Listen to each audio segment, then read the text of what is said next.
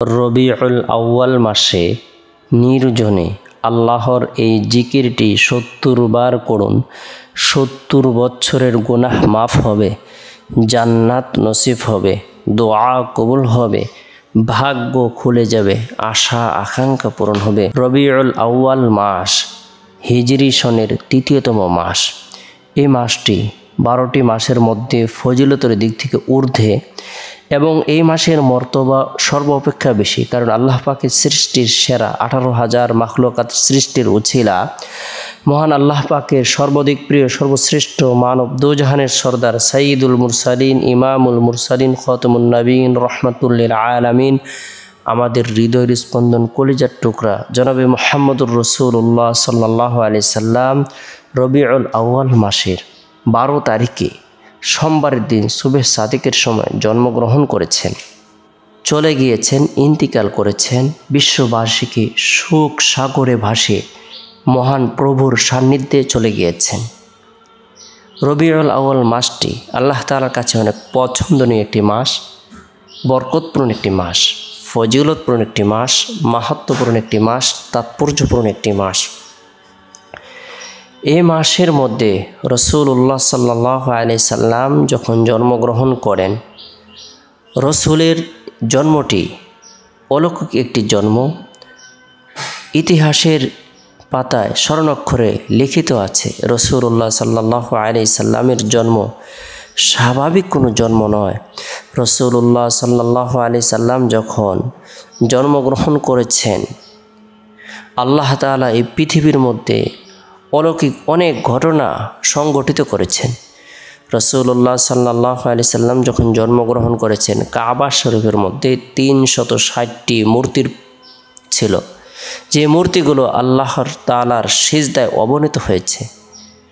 রাসূলুল্লাহ সাল্লাল্লাহু আলাইহি সাল্লাম যখন জন্মগ্রহণ করেছেন, পারস্যবাসীদের হাজার হাজার বৎসরের প্রজ্বলিত অগ্নিকুণ্ড সাথে সাথে নির্বাপিত হয়েছে, নিভে গিয়েছে। রাসূলুল্লাহ সাল্লাল্লাহু আলাইহি সাল্লাম যখন জন্মগ্রহণ করেছেন, ওই সময় পারস্য এবং রোম সম্রাটদের বিশাল বড় একটি প্রাসাদ ছিল। সে প্রাসাদ থেকে ১৪টি ইট খসে পড়েছে। রাসূলুল্লাহ সাল্লাল্লাহু আলাইহি সাল্লামের এই বরকতি জন্মের উছিলা আল্লাহ তাআলা পৃথিবীর মধ্যে থেকে অন্ধকার, জুলুম, নির্যাতন, অন্যায়, অনাচার, বেবিচার, জুলুম আল্লাহ তাআলা দূরীভূত করেছেন। রাসূলুল্লাহ সাল্লাল্লাহু আলাইহি সাল্লাম বিশ্ববাসীর জন্য রহমাতুল লিল আলামিন হিসেবে আগমন করেছেন। ওমা আরসালনাকা ইল্লা রাহমাতাল লিল আলামিন, হে মুহাম্মদ, আমি আপনাকে সমগ্র বিশ্ব জগতের জন্য রহমত স্বরূপ প্রেরণ করেছি। সূরা আম্বিয়া আয়াত নং ১৬০। রাসূলুল্লাহ সাল্লাল্লাহু আলাইহি সাল্লাম সারা পৃথিবীর সমস্ত সৃষ্টিকুলের জন্য রহমত স্বরূপ। তিনি মানবের জন্য রহমত, দানবের জন্য রহমত, আরবদের জন্য রহমত, আজমদের জন্য রহমত। এক কথায় কুল কায়নাত সমগ্র সৃষ্টিকুলের জন্য তিনি ছিলেন রহমাতুল লিল আলামিন। রাসূলুল্লাহ সাল্লাল্লাহু আলাইহি সাল্লাম যখন জন্মগ্রহণ করেছেন, সাথে সাথে আল্লাহ তাআলার শুকরিয়া আদায় করেছেন। রাসূলুল্লাহ সাল্লাল্লাহু আলাইহি সাল্লাম নার কাটা অবস্থায়, খাতনাকৃত অবস্থায় জন্মগ্রহণ করেছেন। রসুলের জন্মের মাধ্যমে কাফের বেঈমানরা পর্যন্ত আনন্দিত হয়েছে, খুশি হয়েছে। রসুলের চাচা আবু লাহাবও রসুলের জন্মে খুশি হয়ে তার দাসীকে আজাদ করে দিয়েছে। আমরা রসুলের জন্মে অবশ্যই খুশি হব, আনন্দের বিষয়। তবে রাসূলুল্লাহ সাল্লাল্লাহু আলাইহি সাল্লাম আবার ইন্তিকাল করেছেন রবিউল আউয়াল মাসে, সেটাও আমাদের জন্য বেদনাদায়ক, কষ্টের বিষয়।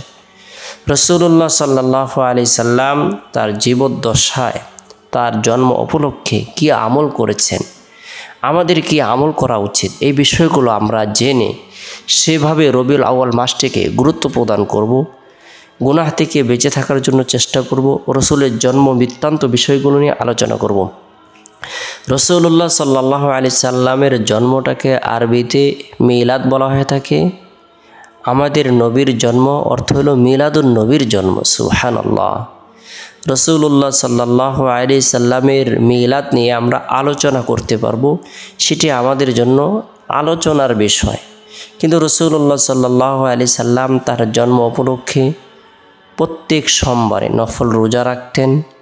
আমরা চাইলে রসুলের জন্মের পছন্দনীয় এই আমলটি আমরা করতে পারি। রাসূলুল্লাহ সাল্লাল্লাহু আলাইহি সাল্লাম তার দরদি উম্মতদেরকে রোজা রাখার ব্যাপারে উৎসাহ প্রদান করেছেন।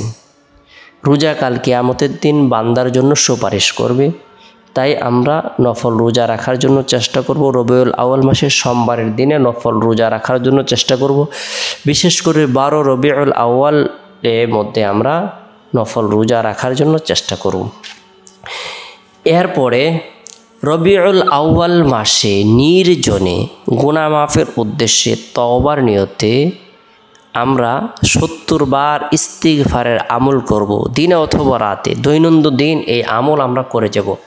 আস্তাগফিরুল্লাহ রব্বি মিন কুল্লি যামবি ওয়া আতুবু ইলাইহি, আস্তাগফিরুল্লাহ রব্বি মিন কুল্লি যামবি ওয়া আতুবু ইলাইহি। যে ব্যক্তি বিগত দিনের গুনাহের কথা স্মরণ করে, নাফরমানির কথা স্মরণ করে, অন্যায় অবরোধের কথা স্মরণ করে, খাঁটি দিলে তওবার নিয়তে ইস্তিগফারের আমল করে, আল্লাহ তাআলা তার জন্য দুনিয়া এবং আখিরাতের সকল কঠিন ও জটিল রাস্তাগুলোকে সহজ করে দেন। আর আল্লাহ তাআলা আদেশ প্রদান করেছেন, ফাকুলতুস্তাগফিরু রাব্বাকুম ইন্নাহু কানা গফফারা। তোমরা ঈমান এনে বিগত দিনের গুনাহের কথা স্মরণ করে ক্ষমা প্রার্থনা করো, নিশ্চয়ই তিনি অত্যন্ত ক্ষমাশীল।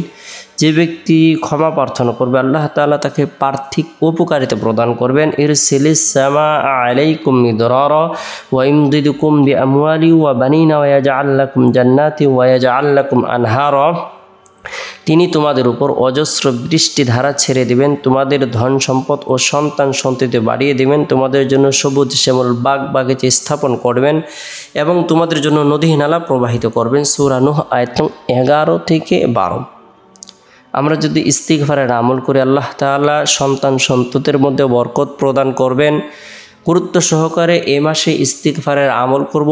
এর পাশাপাশি গুরুত্ব সহকারে বরকতপূর্ণ এই দোয়াটি আমরা আমল করব 70 বার নির্জনে। রব্বানা হাবলানা মিন আজওয়াজিনা ওয়া যুররিয়াতিনা কুররাতা আ'ইউনিন ওয়াজআলনা লিল মুত্তাকিনা ইমামা। রব্বানা হাবলানা মিন আজওয়াজিনা ওয়া যুররিয়াতিনা কুররাতা আ'ইউনিন ওয়াজআলনা লিল মুত্তাকিনা ইমামা। যে ব্যক্তি বরকতপূর্ণ এই দোয়াটি আমল করবে আল্লাহ পাক রব্বুল আলামিন তাকে মাফ করে দিবেন। আল্লাহ তাআলা তার আশা আকাঙ্ক্ষাকে পূরণ করে দিবেন, নেককার সন্তান প্রদান করবেন, সংসারের মধ্যে সুখ শান্তি আরামায় সফলতা প্রদান করবেন। রব্বানা হাবলানা মিন আজওয়াজিনা ওয়া যুররিয়াতিনা কুররাতা আ'ইউনিন ওয়াজআলনা লিল মুত্তাকিনা ইমাম। কর্তা আমাদের স্ত্রীদের থেকে এবং আমাদের সন্তানাদি থেকে আমাদেরকে চোখের শীতলতা ও আত্মার প্রশান্তি দান করো এবং আমাদেরকে মুত্তাকিদের জন্য আদর্শ রূপ বানাও। সূরা ফুরকান আয়াত 9।